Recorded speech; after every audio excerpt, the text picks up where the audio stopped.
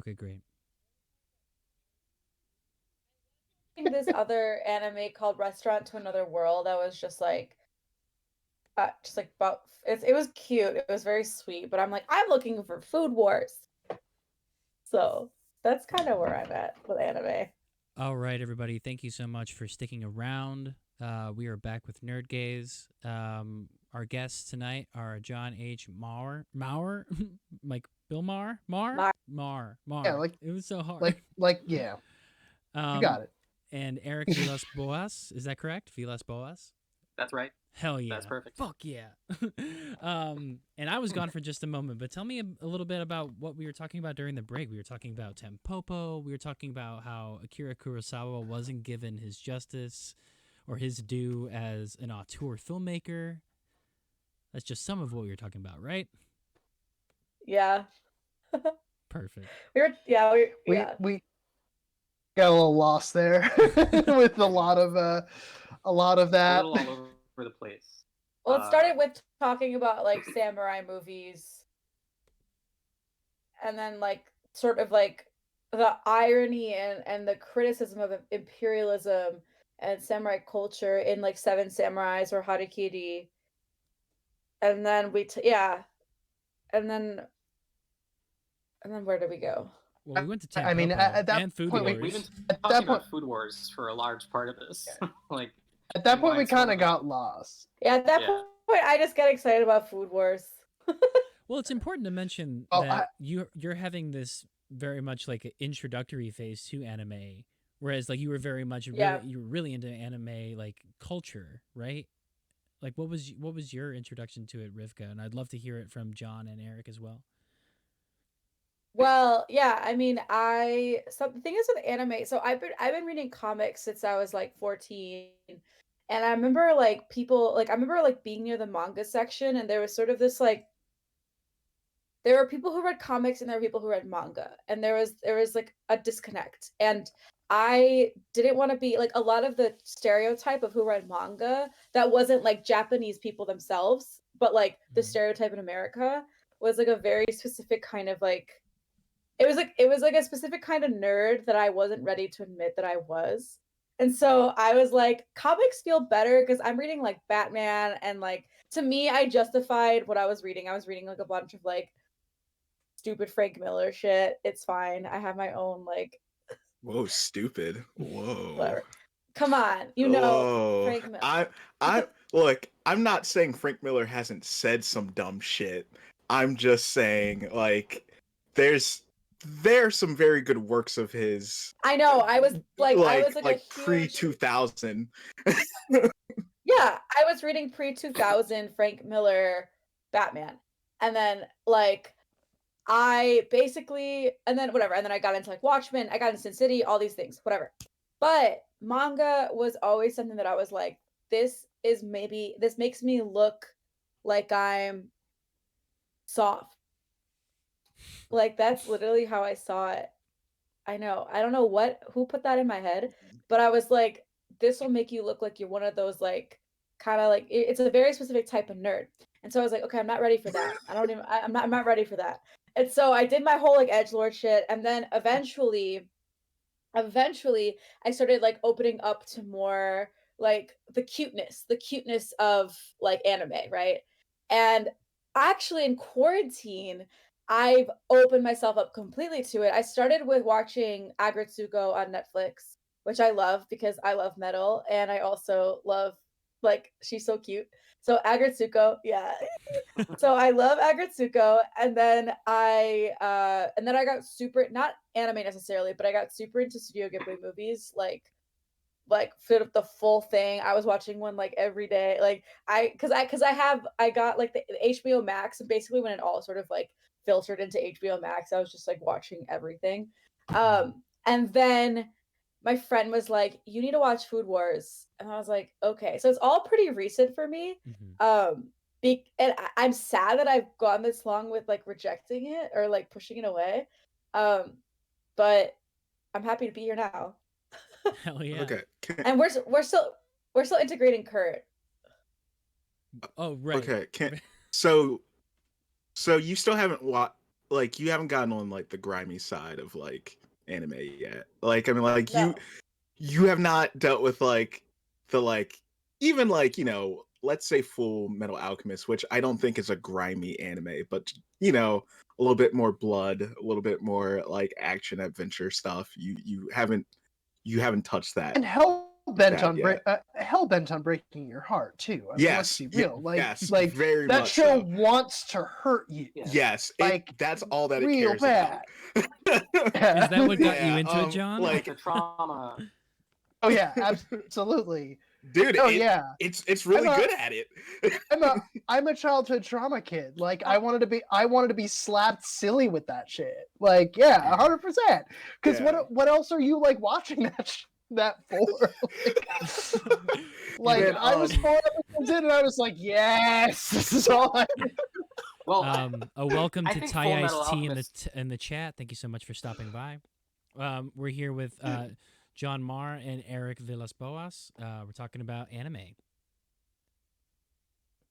Just Eric- greeting every person who Fair. comes into my chat. excellent. It's nice to be generous and thoughtful about people that come into your house. If they came into your house, you would say hello. Hi, Steve, we love you. Shout out. The virtual house. Yes. So Eric, like you were saying. Yeah. Someone said earlier about, like why else would you watch Full Metal Alchemist? And what I love about that show is there are so many reasons to love that show. Yeah. Like it goes all That's over true. the place. Like you got like really, really poignant trauma stuff. You've got fucking amazing animation, like by like every animator. Mhm. Yutaka Nakamura, the king Yeah. action animator, worked on a little bit of Full Metal Alchemist Brotherhood, and then also worked on the original show, Full Metal Alchemist. Bones does a great job on that show. So like good. literally just like pumping out like still top tier. So good. The Yeah. key animation in particular is just really remarkable. And Eric, who am I thinking of who did work on Brotherhood specifically, who also worked on Bebop? I think you're thinking of Yutaka Nakamura. I think I am thinking of Nakamura. Yeah. Like Yutaka Nakamura animated the first fight scene between Spike and Vicious in episode 1 of Bebop. Whoa. There was no fight scene between I'm sorry, Spike and Vicious in episode 1 of I'm Bebop. sorry, You mean the not- first not- fight scene in general? Spike and Asimov. I Yeah. misspoke. Yeah. That fight scene is That fight incredible. scene's still like It's every not time great. just are like how could human beings do this? Yeah, like the shaky cam, the shot. Like it's so good. It's so good. But like Full Metal Alchemist also has like romantic elements to it too. It's got like it's just so emotional. Yeah. It's such an emotional show. On like many different levels, like and it's existential. Like but there's so many reasons to watch. But Rivka, it'll beat you up. Like if It'll beat you up. Like Yeah. you only watch that anime if you want the pulp beaten out of you emotionally. Yeah. That's Okay, it. so here's the thing. So for context, I'm like a huge DC animation person. So I've been watching animation. I just like never like basically what happened was I was like, wah, I have nothing to watch because I'm heartbroken over Young Justice and blah blah blah. And then I don't know who told me. I think Tobias has been trying to get me to watch anime for like a long time. I've been like I mean just like like if you like Young Justice, there is tons of Japanese animation out there Yeah. that like hits these same strides Yeah. a lot more constantly than what American animation like Yes. does. Not saying that people aren't trying in that field. It's just how the American Right. market is. Yeah. Yeah. And he's right, and you're right. And like at that point, I had watched basically every finished Batman animated series again, like rewatched Justice League all the way through, like watched every Batman animated, like every movie on that like every single one. Like I am like, okay, I am run out of shit to watch. It really And is a so- point. really is a point, right? Where you just like, if you want good action-oriented, like serial story told television in the animated format, you just kind of cave and are like, okay, it's time to go to Japan. Time to go to Japan. Yeah. And Japan is doing it right in so many ways. And like we've talked about this before on the show, and like how like someone said that they think that like anime is kind of going to be like a huge influence on the West and how we create animation, and like just based on like the serial format and like and the way that and like the way it's packaged, produced, blah blah blah. But yeah, which I'm into, and I think that for me, but yeah, it really was the stigma. It was a stigmatized thing to watch anime, which really makes you think about why that is, who created that stigma, who is enabling it, you know.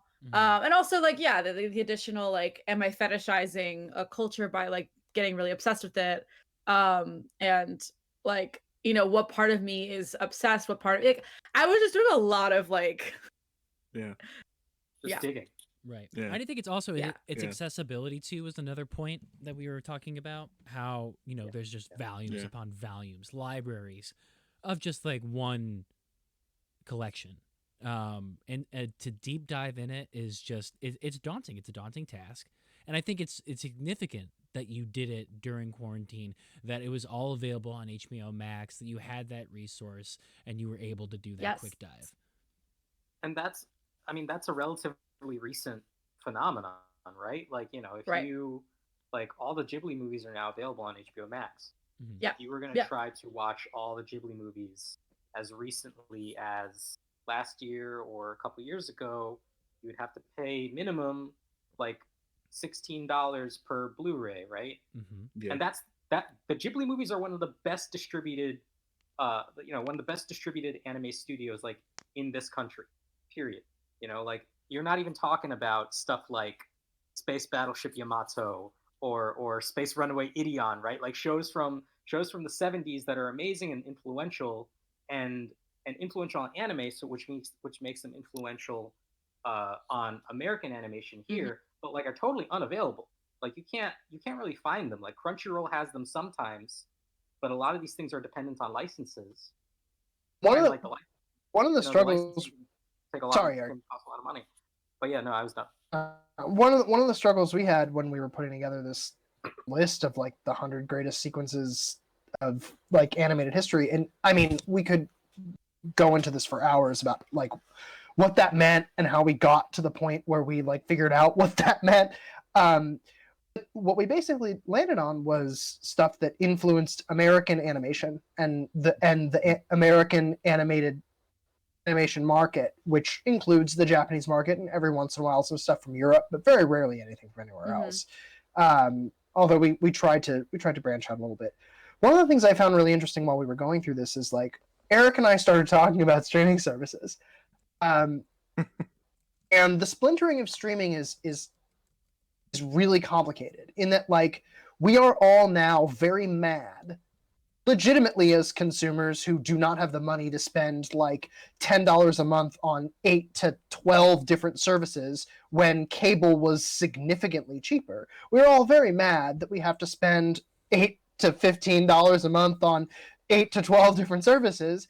But the thing is, like, we also have access to so much more than we ever even vaguely had access to 20 years ago. So there's this really frustrating thing about this where, you know, I don't want to be like on the side of the streaming services telling myself, but I can get Evangelion and Full Metal Alchemist on the same streaming service. I would have had to buy all those DVDs 20 years ago. Like, the problem obviously is that like the technology companies and the distribution companies are like not really working in favor of the consumer because, shocker, nobody really cares about the people who give them the money. They care about the money they make. The people who give it to them, irrelevant.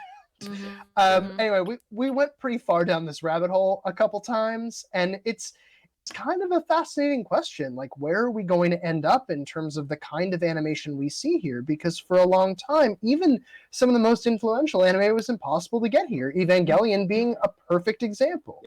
Yeah, and I mean, even right now, the first Evangelion remake movie that is out of publication.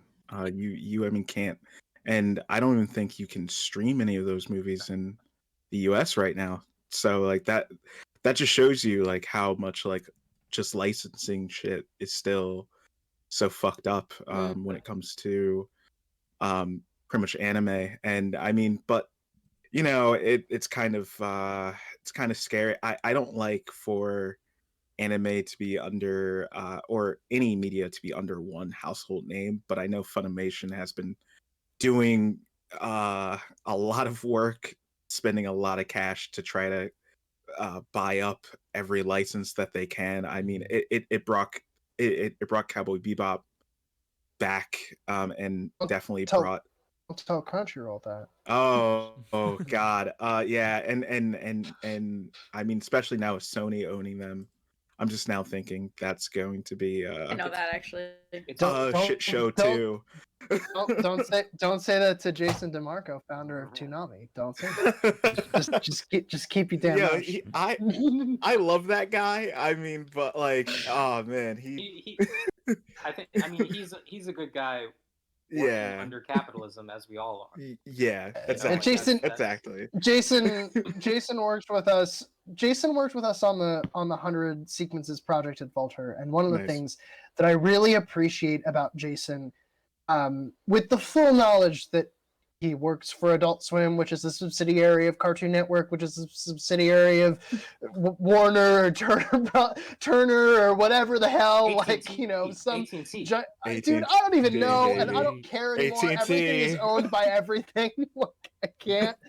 But one thing that I really, really appreciated about him is whenever we had conversations about animation, he was one, just like wanting to learn more about things he didn't know about, genuinely interested interested in hearing about the kind of stuff that was like historical that he didn't really know about or like had never really thought of, right?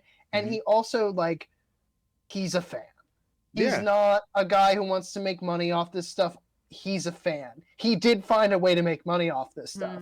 Like he lived the capitalist dream, but my God, like the way he argued for stuff he loved with the full and full knowledge, right? Saying like, I'm biased. I'm not sure if this is actually a thing that should be on this 100, but like I have to advocate for it. I'm obligated to advocate for this show. It was kind of amazing. Yeah, and this isn't the first time we've worked with him on it, but it was cool. Yeah, he's a real one for sure. Like I don't know. That was the joy of doing that, like working on that project. Is like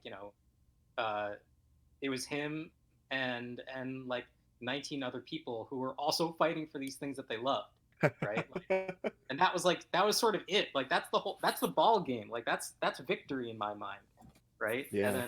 And it turned out to be pretty successful, I think. And how pretty much, if I could ask a question, how important do you think Toonami is in getting anime actually recognized? And I mean, in America. I mean, so important. I think like to the extent that we have like a language to talk about anime, that we can kind of, as people who have grown up in the United States, and sort of been exposed to it, Toonami's responsible for so much of that. I think that they were building off of other things, right? Like they were building off of like the bootleg market in like the 80s. Like, Jason is a little bit older than John and I, and he grew up in a very different kind of like anime sphere when it was more niche. But like we wouldn't have anime here like it exists without Toonami and Adult Swim. Like we just wouldn't. Voon the Goon in the chat definitely agrees with you. They say it created this gen of weebs for sure. Without it, I feel like we wouldn't have anime fans at all. I think that's absolutely true, right? Yeah. And this is something that I think is, look, I work for a magazine that covers books, and I get real nerdy about this stuff. So feel free to stop me if I get a little too in the weeds.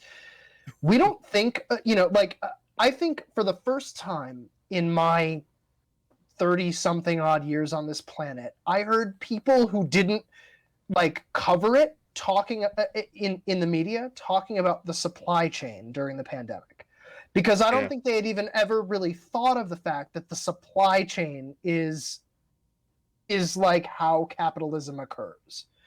And I think constantly, because I cover publishers and booksellers and everything in between, librarians, what have you, right? I think constantly about distributors, because how does a book get to a bookseller, a distributor? Same question here, right? How does the product, whatever, Cowboy Bebop by Studio Sunrise and what have you, get to me, a little white kid growing up on Long Island in, the early 2000s? And the answer to that is distribution. Right. It goes through all of these layers and all these levels of somebody sells the rights to this person who sells the rights to this person, and suddenly Toonami is the brand on the distribution of the product of Cowboy Bebop. Mm-hmm. And I think in a lot of ways, right,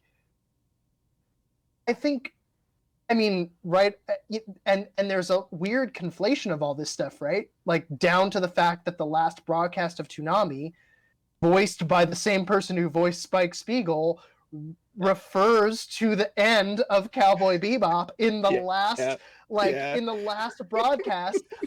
It gets tangled, and they know it, right? They know how tangled this shit is. They know, and they kind of enjoyed playing with it.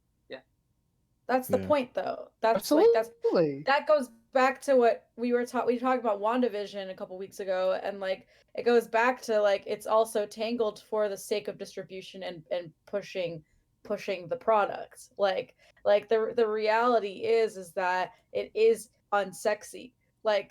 What we consume to us is enjoyable, fun, but if you actually know the inner workings, I was a bookseller for 3 years, and so I was working with a lot of I was in the book world. I know a lot about publishing and distribution, and I was doing film marketing also. I thought I was going to end up doing film publicity as my career and film marketing, and I was this is it destroys the beauty of film for me, because all I'm doing is I feel you. creating press kits to sell this film for the specific and it's the thing. And I was actually working with an international market. I was working with for the place I was working with was international stuff, and so I was also trying to sell international work to an American audience in a way that felt digestible enough, and so that there was also this weird gross part of it. And so the reality is as it is, everything is about that. Everything is about how you can sell a product.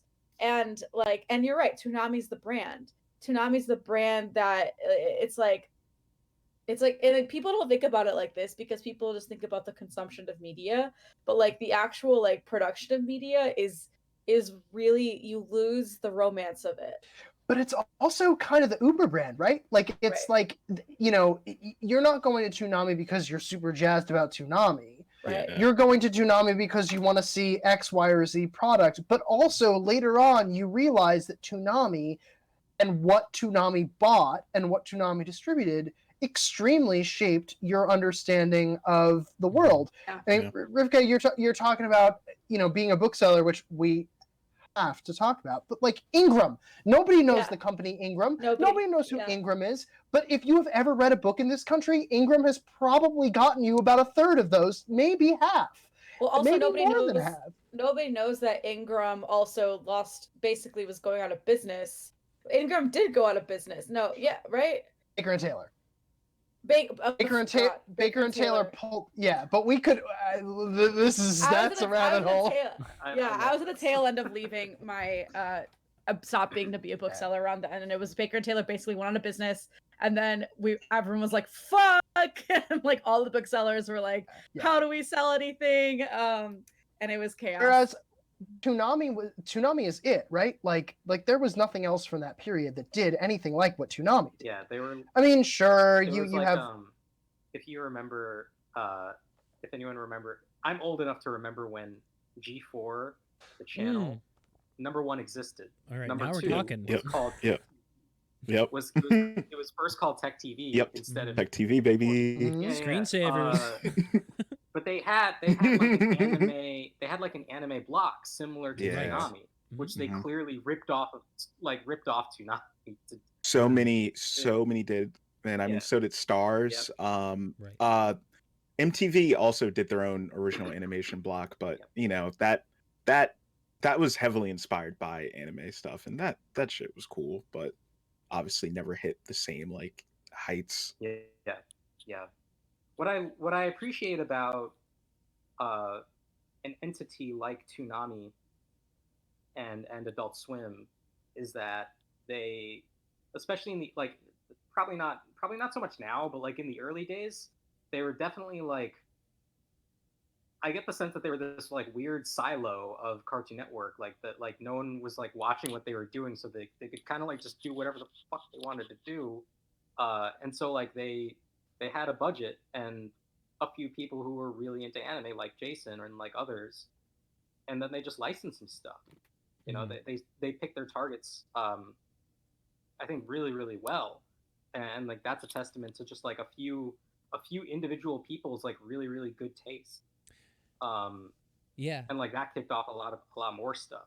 So I guess something that I'm wondering is like, is this like a double-edged sword about the accessibility part of what we used as, you know, HBO Max was the jumping point into this conversation, and I think this relates to what Voon the Goon is saying in the chat.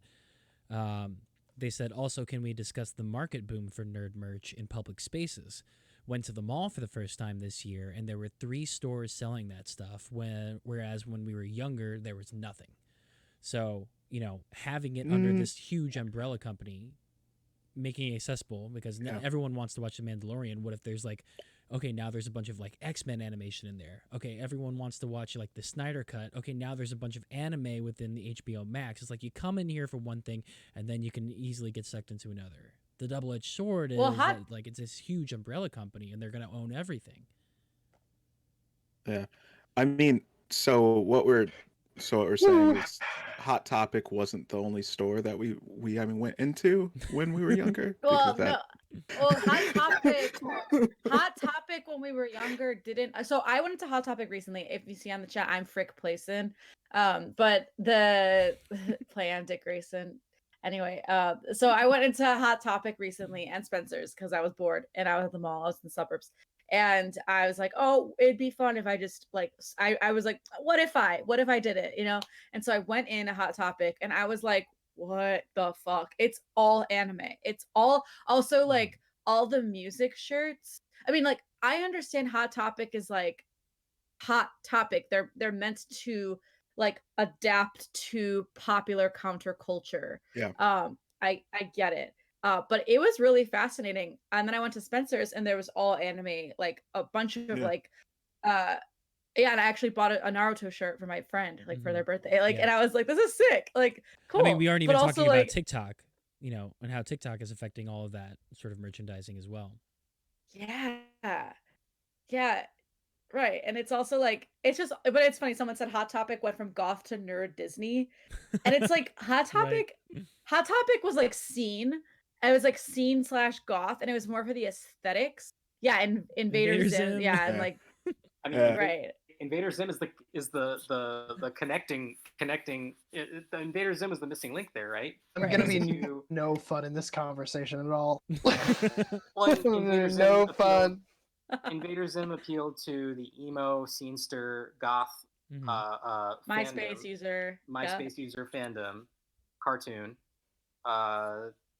Serves as an entry point for Hot Topic to get into some of this other types of like, you know, merchandising. I'm saying Hot Topic, but it can be like any other similar store, Spencer's or any of the other chains out there. Yeah. You know, crazy. So the larger point of like the double-edged sword, like I'm terrified. I don't know, like, you know, I worry that, like, you know, right now there are anywhere between like 7 and 8 services that we can call like major streaming services, right? They all have animation to some degree. They're all investing because, like, you know, that's how you get a younger like younger audiences hooked. That's how you get their parents to pay for the subscription. Within a few years, that number is going to shrink. Like huge companies are going to consolidate. They're these like streaming services are going to shrink into, it's going to go from like 7 or 8 to like 3 to 4 major ones, and then there might be niche ones like High Dive, like Crunchyroll. Like I see some of the niche anime stuff as like and other interests like Shudder like continuing to exist. Yeah. But like everything else, like who, I don't know, like how, like I can't trust that AT&T is going to budget for this stuff for as long as they are. So I can't trust that Disney is ever going to invest money in anime. So Right? So just take the blue pill like a good boy and shut the fuck up. Yeah. Like I don't see what the problem is. Like your overlords will give you anything you want as long as you don't complain. Well, So why don't you just not complain? Look, I don't want to speak in favor of Disney here, right? But oh man, look, this is a first for me. But like, I mean, you simp for Disney though. No, like look, not in this way. Not in terms of how they actually produce shit. Okay. But for so long, weren't they the publisher of all these Studio Ghibli movies, like overseas, pretty much to America? That's the only thing that makes me think that they see somewhat value. But like, we have John Lasseter to thank for that. Oh fuck him, man. Fuck. I mean, you're right, but like, goddamn, I don't know. I mean, just hear that name, and it's like Kill Bill sirens go off. So there are way worse Johns in animations. Speaking as a John myself, can confirm worse Johns than Lasseter. Yeah, I'm sorry. I mean, there are. At the risk of sounding like too like overly glib, there, I think that Disney probably saw like a business opportunity, like a very clear business opportunity to put out all these Studio Ghibli movies from the greatest anime director of all time. But they let that go. Like they kind of like there's a reason that G Kids is doing it now, and they stopped. Like I think that that's, and I don't. It's debatable on whether or not they were like responsible stewards of those movies, and I don't think. And again, like they let that lapse. I don't think that they. I think that they focus more on like original Disney stuff that they can own. Well, they would rather buy Studio Ghibli outright or buy Pixar outright.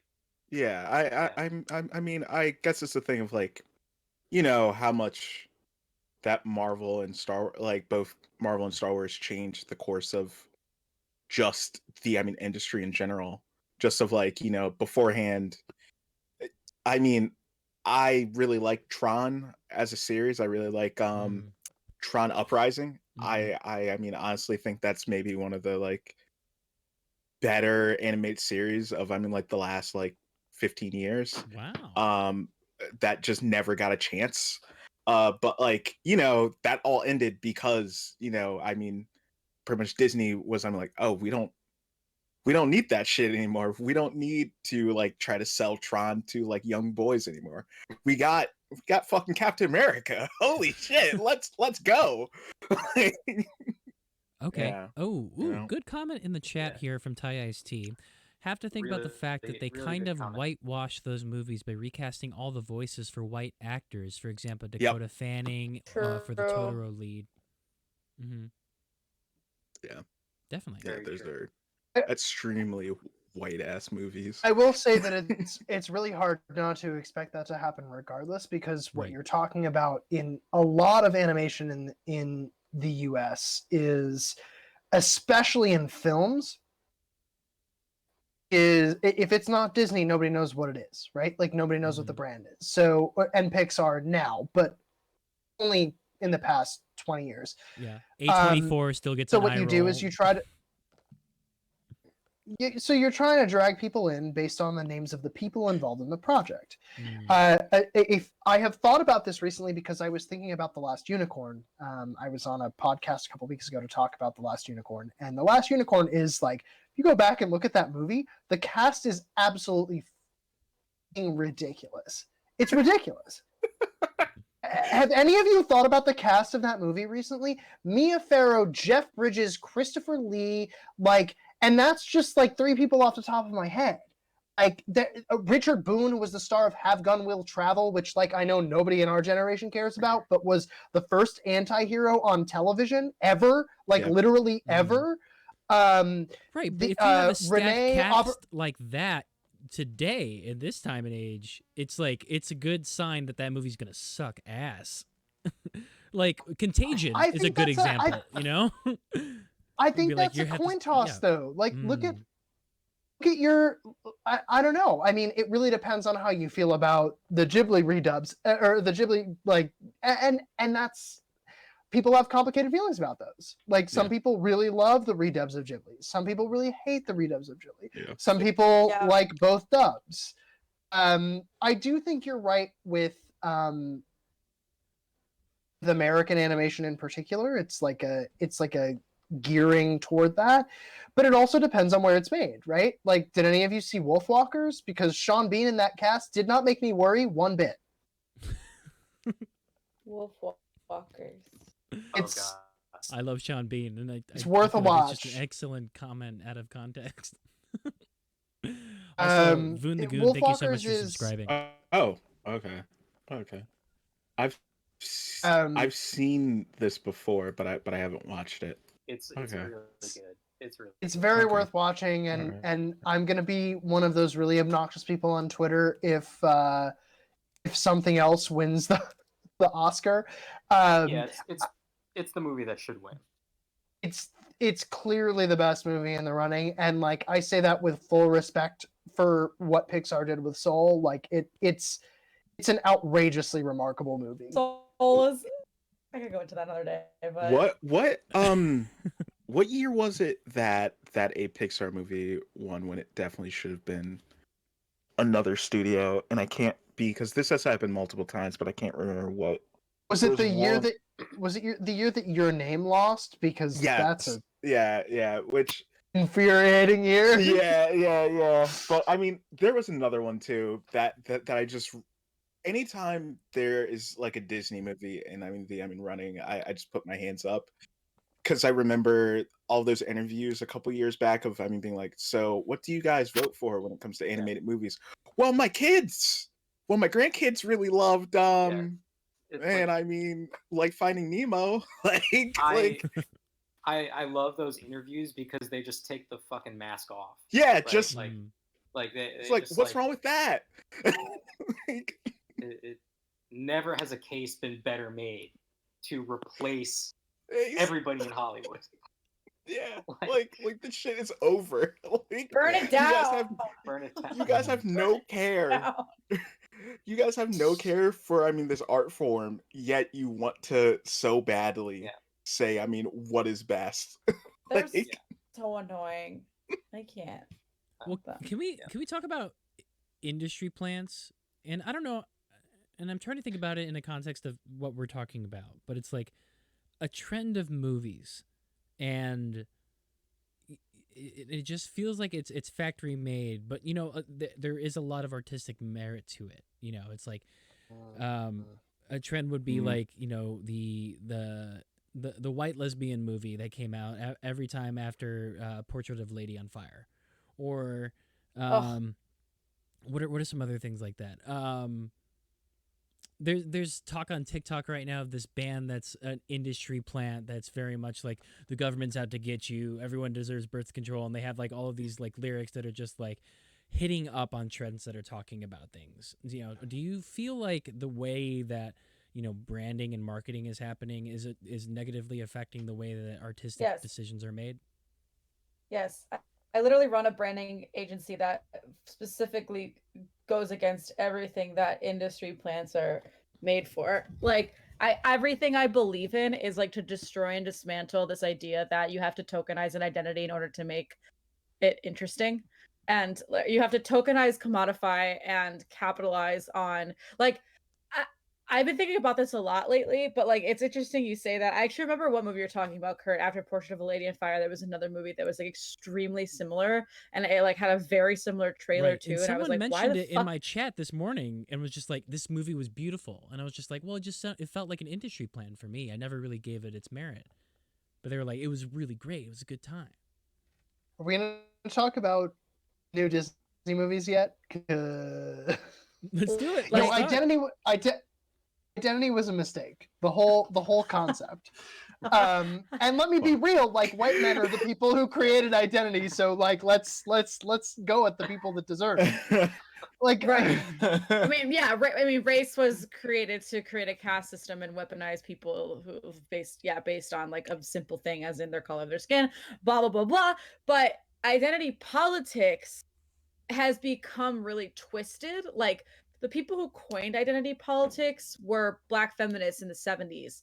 And the way they talked about it was like, your identity is like, this is a thing that this is your relationship to like violence, basically. Like how versus now the way we're talking about it is like, if I slap all these identities on and I show you how oppressed I am and show you how marginalized I can be, that makes me interesting, and potentially I can make money off this now. And it's like it goes in these somebody look, like I was born a white AFAB, like AMAB, but I'm not even good at the I'm gonna pull back. I think everything eventually becomes commodified in a culture that cares only about commodities. Yes. And I think like as much as you want to care about identity in a way that does not involve it being sold or being proposed as something possible to sell, that is what's going to happen in our culture, because our culture is geared specifically toward identifying, labeling, and selling. Yes. And like to move this away from personal identity and back to something a little bit more general, Pitchfork Media is a great example of this. You are talking about I am talking about a website that was created entirely to not only catalog a subculture, but to really ferment it, right? And now it's owned by Condé Nast, because eventually someone is going to figure out how to buy and sell the thing that you are both cataloging and fermenting. Yeah. And it's and I don't want to go on a Marxist rant, because nobody needs me to go on a Marxist rant here. Please do. That's the point. I thought No, I want to ask y'all weird questions instead of doing that. Like, but I do think it's worth noting, which is that like eventually, like when someone tells you that your identity has to be a brand for it to be legitimate and for you to be able to make your life worthwhile, that worthwhile, of course, being under capitalism, the little, invisible spot that they don't fill in for you there, like everything kind of goes to hell. Yeah. Because you become a servant of the things that want you to think you're being an individual for the sake of their money in the first place. Yes. It's recently my dad said to my parents are pretty homophobic, and they're like not into the fact that I'm queer. But we were having rest. They still love me and want me around all the time. It makes no sense. Immigrant parent things. I don't know. But my dad was telling my mom, he was like, obviously misgendering me, basically saying that I like am benefiting from my queerness if I'm now a business owner, because I'm now my mom was like, well, you're a woman-owned business, and and then I was like, my dad was like, also an LGBTQ owned business. And so now they're slightly more okay with my queerness, because it actually might benefit me, because people want to tokenize queer people for their benefit. and I was like, my brain is like going into like so many directions. And then I was like, no. oh, so do you want me? It was crazy. And I was like, so do you want to be my partner? And they're like, no. And I'm laughing because it was so insane. I was God. like, so you're gonna say like you're moral, because their whole thing was always like, we're worried about you because you might not get a job in the future if you write they them on your Twitter bio, right? Mhm. And oh no, we lost John. Okay. Okay, John's back. We're back.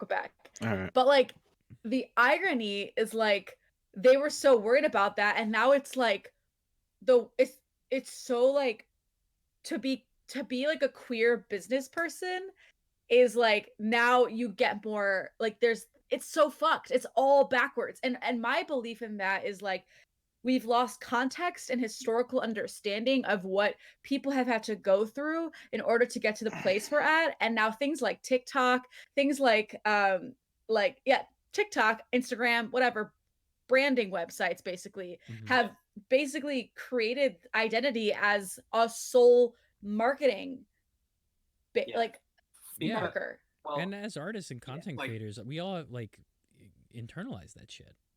Yeah. Yeah. Anyway, Eric, yeah. No, I was just gonna say, because like it's also created like what you could probably call like a simulacra, right? Where like you are, because you have attached a label to this thing, Mm-hmm. it has obscured the fact that this thing was arrived at through struggle, right? Yep. It has obscured the fact that like actually LGBTQ owned businesses have been discriminated against for decades. Right. Black owned businesses have been discriminated against for decades. Right. Exactly. Like it obscures these things, and it obscures that history, and it also probably obscures it obscures bigotry that exists now. Right. Like Yeah. it obscures any struggle that you're going to go through now that other owners in a similar situation are going through now, and it allows for people who are bigoted, like, you know, or people who are well-meaning but hold bigoted ideas, you know, like your parents Right. might hold. Like it allows them to sort of glom onto that. Yeah. That's fucked up. I have no answer for that. It's just fucked It's up. just fucked up. Mhm. It's people have I truly think it all comes back to like this historical misunderstanding, and that's why I think actually shows like Watchmen, which are historically rooted and actually talk about something that a lot of people didn't know about,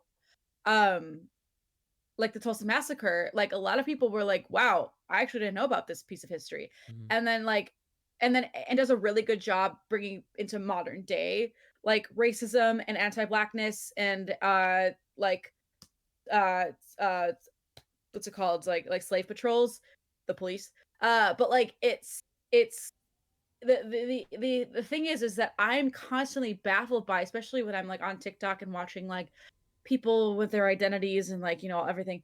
It's like yeah, identity, like John, to your point, I think about, okay, so Michel Foucault, I hate to bring him up, but Michel Foucault, let's go. Let's do it, baby. Let's Praxis, get Foucauldian right praxis. now. let's get in it. Praxis. Well, the thing is with Foucault is that he was a white gay man, but he wanted to believe that identity didn't matter. And he was like, we don't need identity. We can live in a world where we do our thing and we are who we are, and that's that.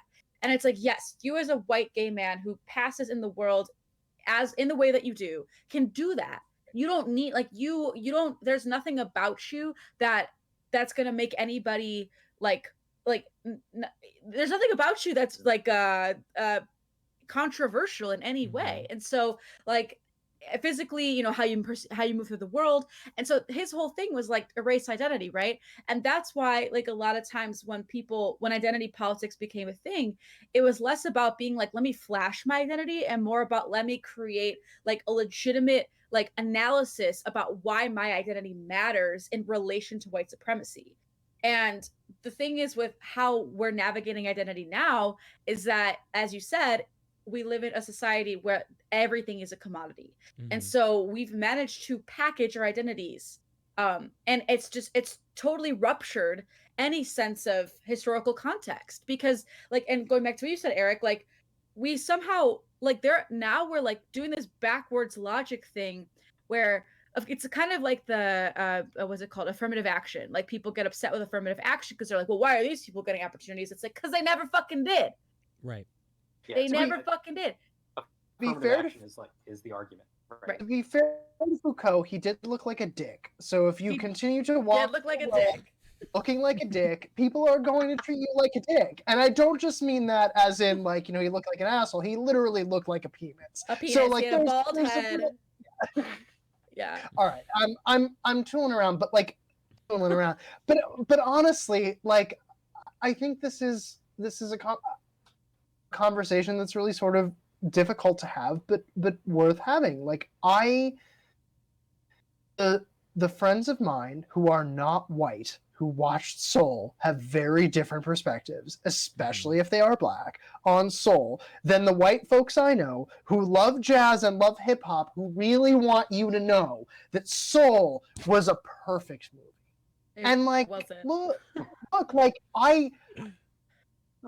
This is I La La think Land it's over fair. again, all over again. Yeah. I think it's genuinely fair to say I appreciate jazz, I appreciate animation.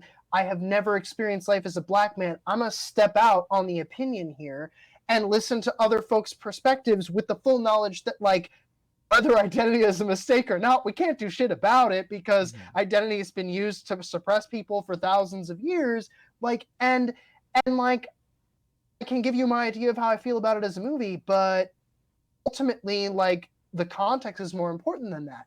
I don't think we have these conversations just like open and like there's always someone has something they are upset about instead, and the anger is legit. Like I am never going to tell someone who has had a harder time in their life to be not upset. Like, but I do think there's this sort of ultimately only one person is winning, right? And it's Jeff Bezos. Like that's it. That's who's winning here. So what are we gonna do about it? Jeff Bezos comes out and he's like, hey, I have anxiety. I'm not winning. Speaking of people who God. look like a penis, It's- I used Yeah, to, I look like a penis. We should be careful because Oh, no, I Jeff meant Jeff Bezos Bezos. does own Twitch. We might just get canned right now. Yeah, I mean, So while we're on They the made way a penis joke. They made a penis joke. Like, while we're If it on the doesn't, way it to might getting be on. canned by while we're on the way to getting canned by Lex Luthor, I have a story, which is that I used to go. I used to when I used to cover these like really really high profile like extremely expensive like gala events for publishing back when those existed. They still kind of exist, but like not really. I would play a game called JBJB, which is he just bald or is he Jeff Bezos? I'd walk around the Museum of Natural History at the gala for whatever very expensive nonprofit, and I would just sort of quietly call out at the bald people in front of me, Jeff.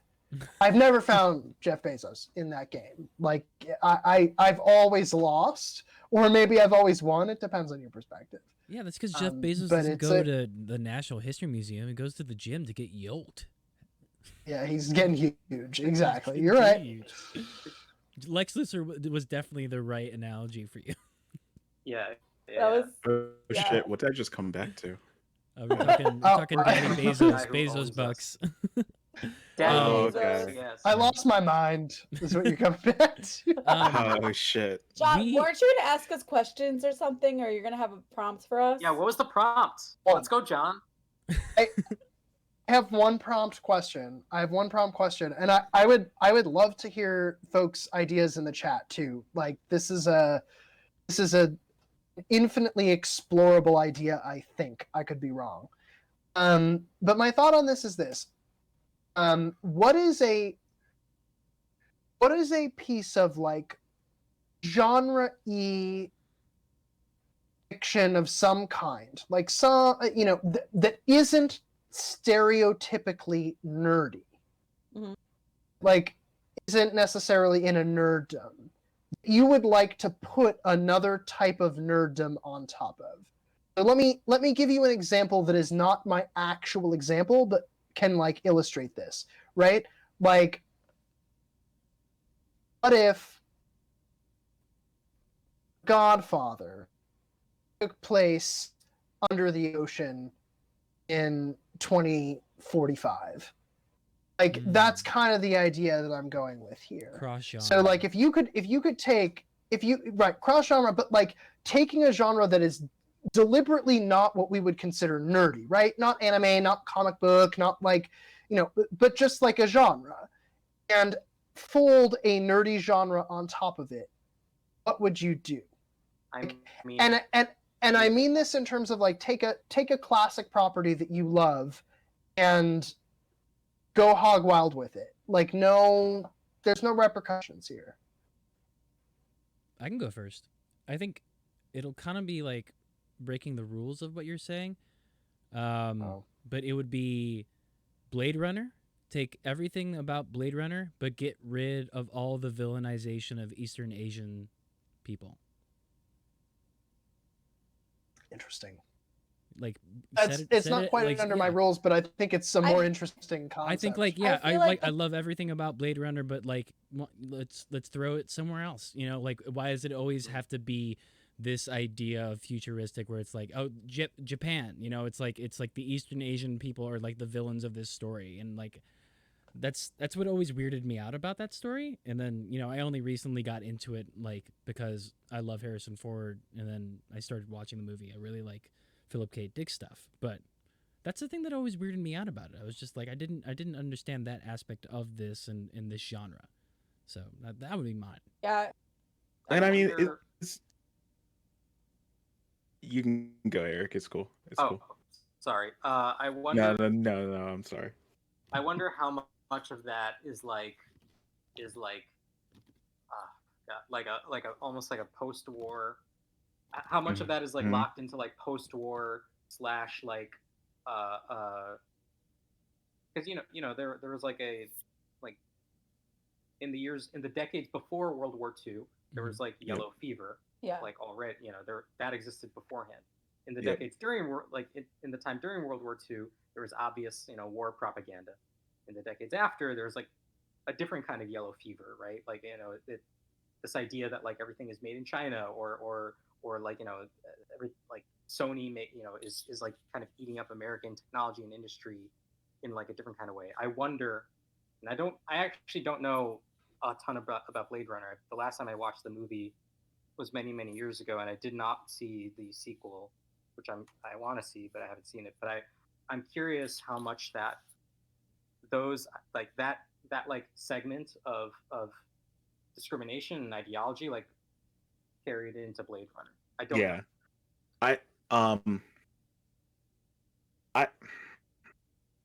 I would say that it more so is in the background of Blade Runner, in terms of the setting and what really they do talk about that the bigger corporations that are Japanese based have pretty much taken over, but that's not, even then the movie doesn't really go through with that because the main villain is, there's not, it's what thing also about Blade Runner is that there isn't really a main villain per se. But I mean even him, I think he's a white guy. Yeah, and it doesn't go full way, but it definitely has some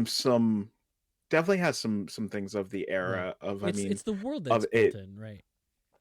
Yeah, I would say that's because it's so much of economic anxiety. Yeah, well, also because of it's a perception that Japanese like technology is much more advanced than ours, and so the way that like these like Blade Runner, also Altered Carbon was really set in this sort of like Tokyo, like like kind of city where everything is super advanced. Like I think that's more of like that's where it's coming from. It's this like idea that like Tokyo is the city with like that's just always going to be 10 times more advanced than any other city. Like it's like, especially in the West. So Yeah. I could be completely off base here, but am I remembering incorrectly? I thought Blade Runner was based on, like, I thought the culture in the Asian culture in Blade Runner was primarily based on China. I did not think it was. I thought it was Chinese. I didn't think it was Japanese. Am I totally off base? No, it's pretty much Japanese. I mean, they even say in the original cut that the language that a lot of the people in California are speaking is like a chopped up mix between like Japanese and also I think Spanish. It's like Tokyo. Like the way that everything is set up is like this, like kind of like it's not Tokyo.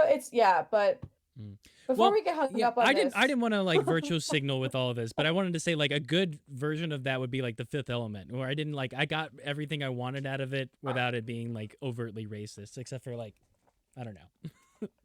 Yeah.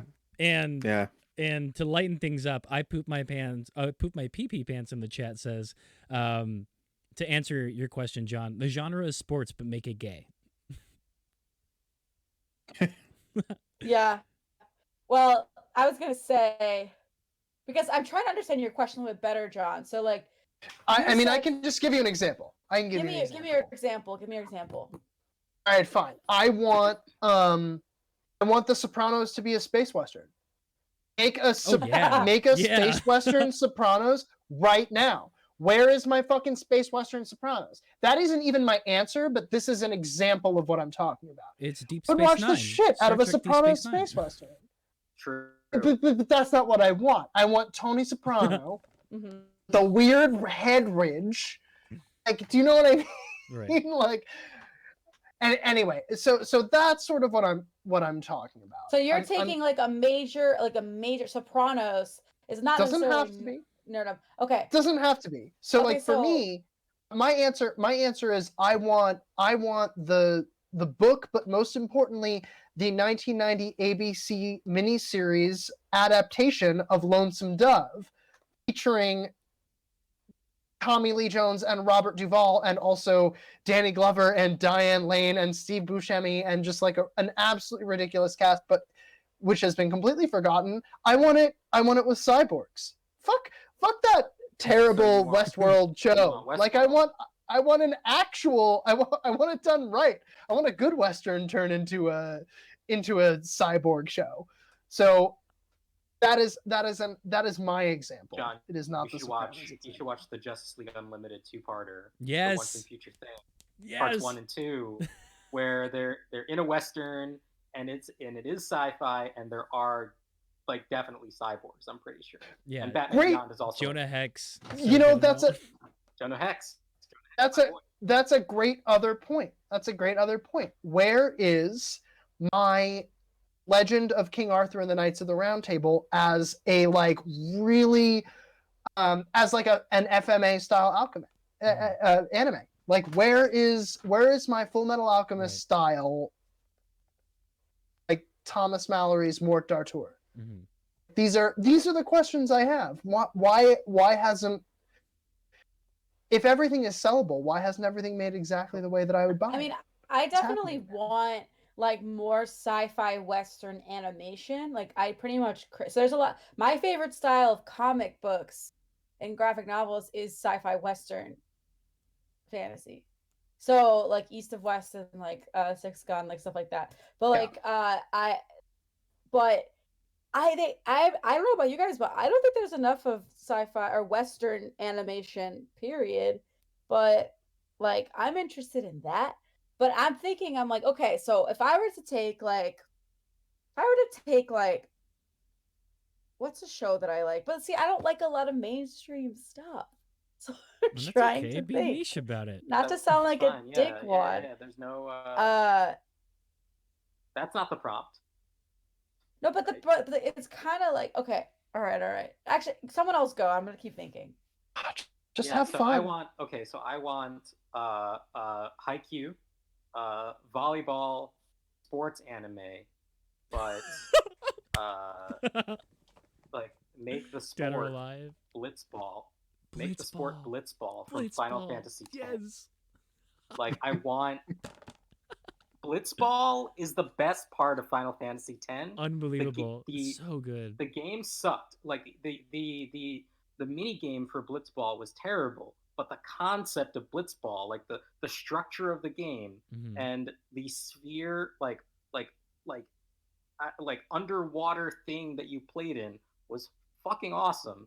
And all I want is just a sports anime Yeah, of Blitzball.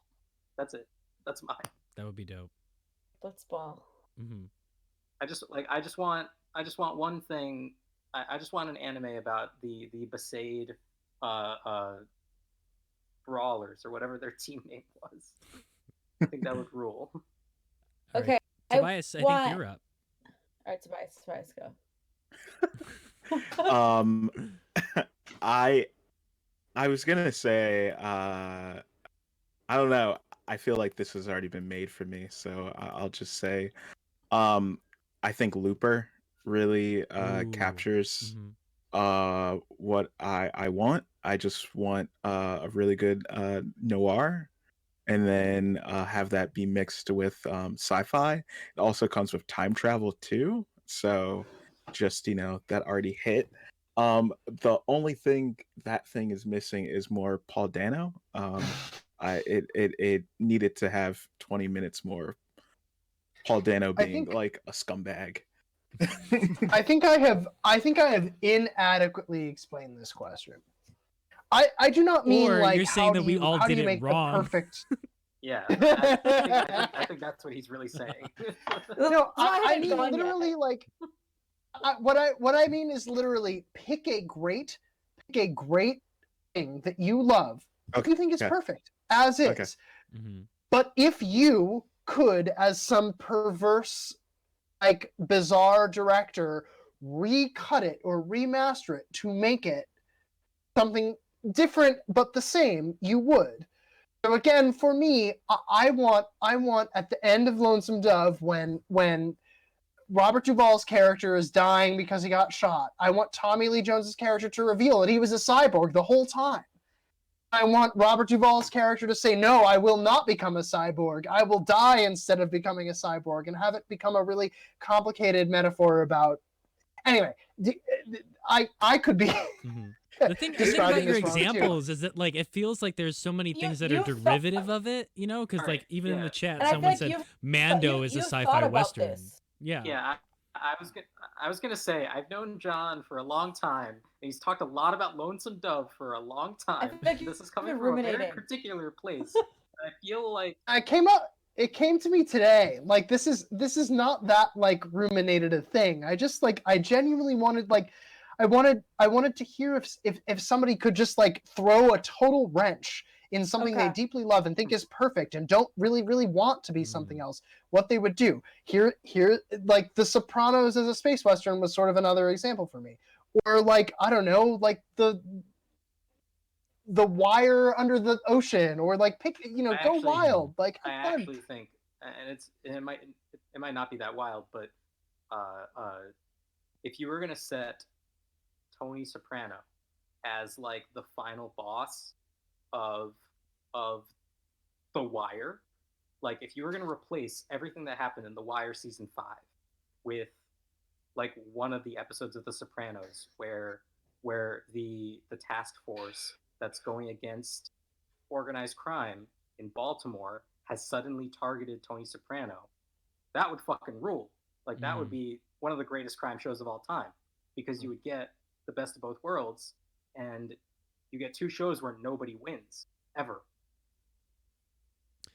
Where you're going there, and that made me think that if all of my favorite superhero shows, so all of my favorite and I admit I really like Netflix Marvel stuff. So like let's say all of my favorite Daredevil, Punisher, they all ended with like 3 episodes of them in trauma recovery. I'd be happy. That's a Processing good their trauma. that's that's a good way of thinking about this. Mhm. I just had the idea of like, what if DC tried to do that, every by the way, and they did character it pretty in bad. They did. It was not good. It was not good. if anybody's hating on Arrow here, we're gonna get into a fight. No. Oh, Arrowverse. Um, Arrowverse stand right here. I watch all the CW shows. Who's excited about Kung Fu coming out tomorrow? It's supposed to be. It's supposed to be good. Everything I've heard about Kung Fu is Absolutely. good. Like, Absolutely not. Me too. what just came through my head is like, what if a universe was split down the middle absolutely arbitrarily in terms of like good or evil in the style of Saga? Mm. So like, Yeah. have Okay. any of you read Saga? Mm-hmm. Yeah. Right? Yeah. Okay. Like, what if they just redid Justice League Unlimited? Mhm. Half the superheroes are now on like one species side, and the other superheroes are on another species side. Same thing with the supervillains. So like, even though like they're still all good or all evil depending on how we're looking at it from a Dungeons and Dragons alignment spectrum, like they have a complicating factor, which is half of them have an allegiance to one planet and half of them have an allegiance to another, regardless of whether or not they're good or evil. Sounds That's what I busy. want. Let's give really that a fucking complicate Emmy. this That shit. sounds amazing. wait, this actually sounds like an anime show called Legend of the Galactic Heroes. Yeah, And done. yeah, actually. Anime did it which first. I love. Legend of the Galactic Heroes is amazing, and I wish that it's to bring it back to our earlier conversation about distribution. I just want to note that the full Blu-ray box set of Legend of the Galactic Heroes costs $800. Yes, Wow, it It's does. insane. It's Insane. fucking crazy. that's insane. There's no reason. There's Well- no reason Yeah. for that to be the case, but it is. Listen, I'm so happy that you all have been took the time out of your days to come by and hang out with us. You know, I'd love to do one last question before we cap off for the night. Don't want to take up too much of your time. Does that sound cool? All right. Goodbye, me.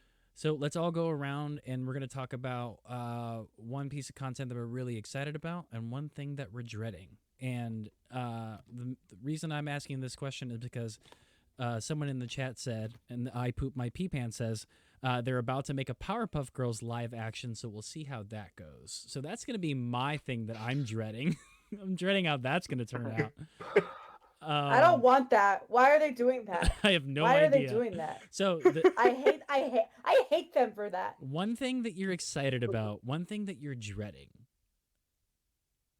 Okay, who wants to go first? Okay. I'll go first Okay. because we all know the answer. Do we? Invincible. Invincible. Okay. All right. Come on. It's Okay. so good. It's so good. Oh, it's so good. It's like the combination of like anti-superhero shit, ironic stuff, but still like has that sweet like there's still some like hope in it. So and the cast is fucking awesome. It's got that sweet Amazon money. Jeff Bezos. Joking. Hate that Oh, penis man. oh. What I'm dreading, I guess I'm dreading the Powerpuff Girls live action. So There you go. that's what All I'm right. dreading. I'll go next because I'm dreading something other than the Powerpuff Girls live action, although obviously I am dreading it. What I'm excited about is nothing. Honestly, I'm tired of content. Do you see these bookshelves? I have enough. I don't need anything else. You know what I'm excited about? I'm excited to finally crack open A cold one.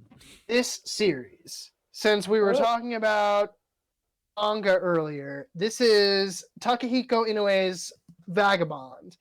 My friend gave me the first 12 volumes. They are absolutely ridiculously beautiful. I have never read them. They are old. They're not coming out anytime soon. I'm excited to go back to things that already exist. I'm very excited about that. What I am dreading is the forthcoming 2-season order of an HBO. No. That's for Clone High. I am worried about the standalone series about Velma Dinkley from Scooby-Doo, voiced by Mindy Kaling. I don't need it. I don't want to watch this show. I don't know why this show exists. I don't know why anybody reboots any Scooby-Doo properties. Like, Scooby-Doo properties have never been done right Totally in the heard first that. place. Yeah, Ellie, do you wanna just say that louder this time? I guess My roommate Ellie loves Velma.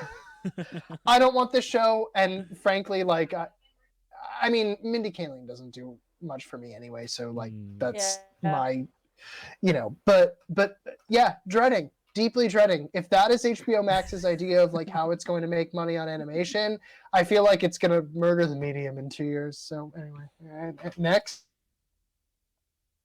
I'll go next. Respect to Ty T. Respect to Mindy Kaling. I am most excited for. God, what was I just thinking of? I like just had it. I'm very hyped for the next season of The Witcher. I don't care how bad The Witcher can be sometimes. I think it's one of the greatest shows that Netflix has ever made, and I love that entire franchise. It is so much fun to play. I think that's sadly true. It has like such rich lore. Like I could watch any episode of that show and have a great time. I feel like I'm most dreading, like deeply in the core of my soul, the live action Gundam movie that has just been announced. Oh no! I think that's the worst decision. That Hollywood's made in a long time. One of the things that I love about the Gundam series, which I talked about at the beginning of this, is how expansive it is, how weird and off the rails like so many Gundam shows can get, and how different they are from each other. And there is no possible way. I don't care how good the director of Kong Skull Island was. There's no possible fucking way that he is capable of capturing what I love about this franchise in one live action movie. Like I just don't. And that's a personal problem for me. I'm gonna have to deal with that. But yeah, that movie's gonna make so much money. I'm sure. It's gonna make so much money. And I mean, I think Brian K. Vaughan has been penning that, and that's what he's been doing with his time away from comics. But I don't have any promise in that director. Also, he's supposedly a scumbag. So I mean, yeah. Hopefully, I don't know. Hopefully, it goes the way of the Akira adaptation and just like, gets almost there and then crumbles every fucking time, which that's what I'm praying for. Tobias, I guess you're up. Yeah. Yeah, I'm let's see, what am I excited about? I mean, Rivka kind of stole my shit with Invincible, but that's cool, they've always been kind of, It can also be something stealing. that's coming out. Doesn't have to be out already. Okay, it doesn't have to be out already. Nah, fuck it. You know what? I'm not even gonna say it. It's definitely Invincible. Hell Yeah. What are you doing It's Saturday morning? Watch with me. dude, I watched that shit at like 3 in the morning, like right when it's coming out, like hot Saturday off morning those cartoons, Amazon bro. servers. Yeah, I'm not waiting for shit. Like I'm ruining my life every time I'm watching that shit. Me too. Saturday morning cartoons though. I can't do it. I mean eat that shit right then and there. But no, that show is a really great culmination of I mean talent, and I've been following a lot of the artists that are on that project, like Chris Copeland, a really great artist and really great key. I mean, a really great key. I mean, animation guy. He also worked a lot on the DC movies that you've watched over the years. But he was on it for supposedly like a couple of episodes, and then I don't know what happened there, but seeing that, and then seeing also Corey Walker, seeing his style of the seeing his original style being translated, and his character designs being shown has given me just like the greatest of joy. And also he's back to posting again now, since he deleted his old Blogspot blog, and now he's like he made a brand new one. So Invincible has already made it back up to me. Just being able to see his drawings again. Yeah. Things I'm not looking forward to. Things I'm not excited about.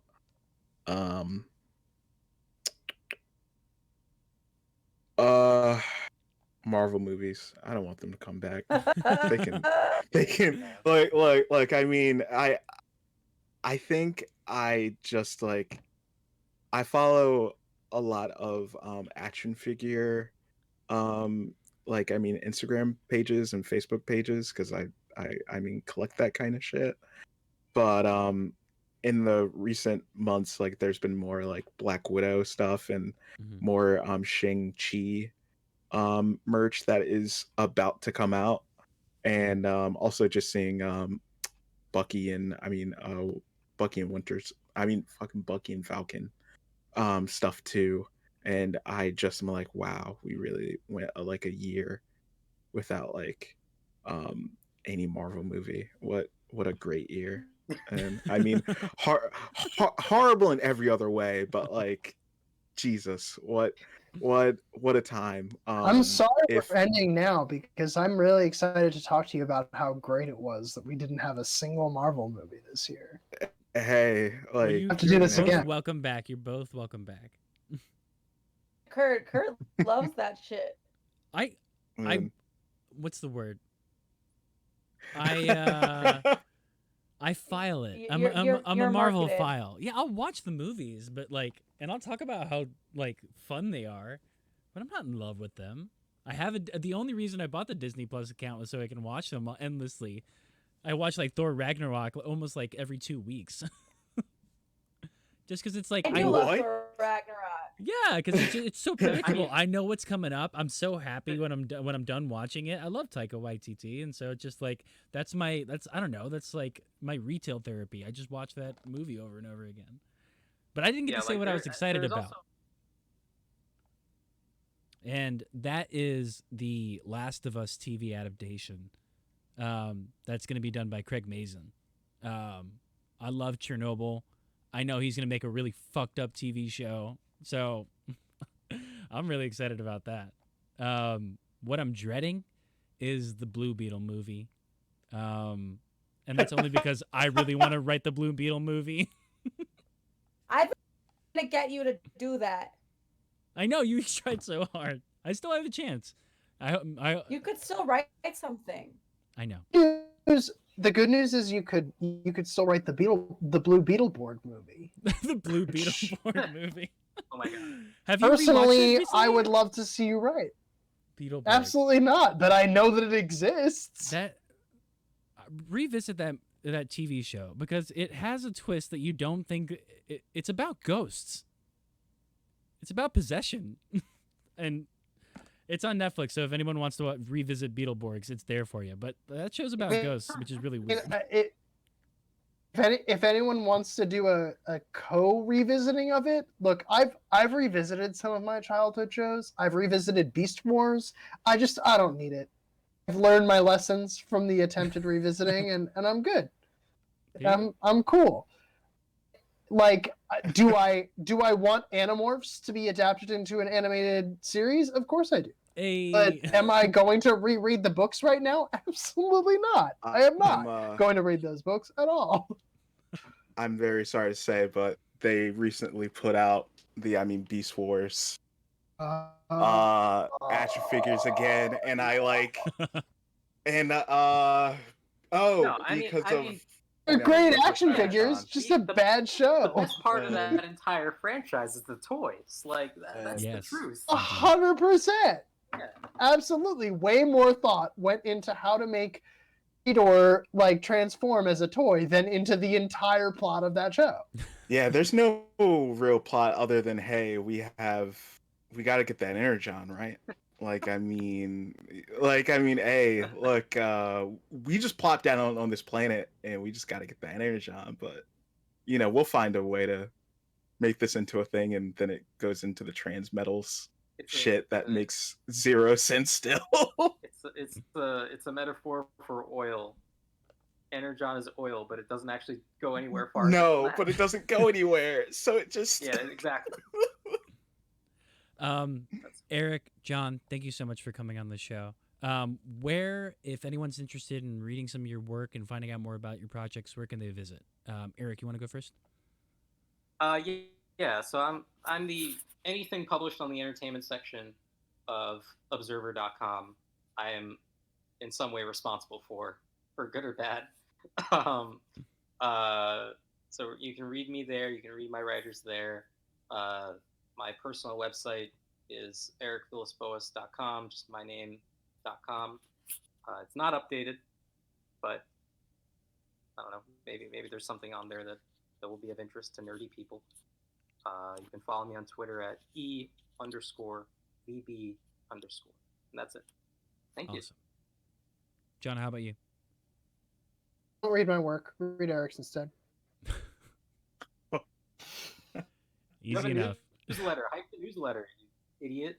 Don't read my newsletter. It's a terrible idea. Why would you do that to yourself? I'm subscribed. I'm subscribed. My website is jhmii.com. If you want to get to anything else that I do, it's there. My newsletter is called Tears for Tunes. I'm moving it from Substack to Letter Drop literally as we speak. I've been playing around with it like all day. It's been more than a month since I've sent anything out, but I'm going to do that soon. And I'm on Twitter at JOHNHMAHER.com. That is JOHNHM as in Mary, AHER.com. And why am I saying .com at the end of a Twitter fucking address? This is where I am tonight. It's at John H. Maher. If you can't figure that out, it's probably for the best. My content's bad. Read Eric's site. All right. horrible. Have a great night, everybody. Thank you so much for watching the show. Nerd Gaze will be back in, I think, about 2 weeks. And we'll talk about Falcon and the Winter Soldier. That show will be over by then, so we'll be talking about that. John, Eric, you're more than welcome to come back on the show anytime you'd like.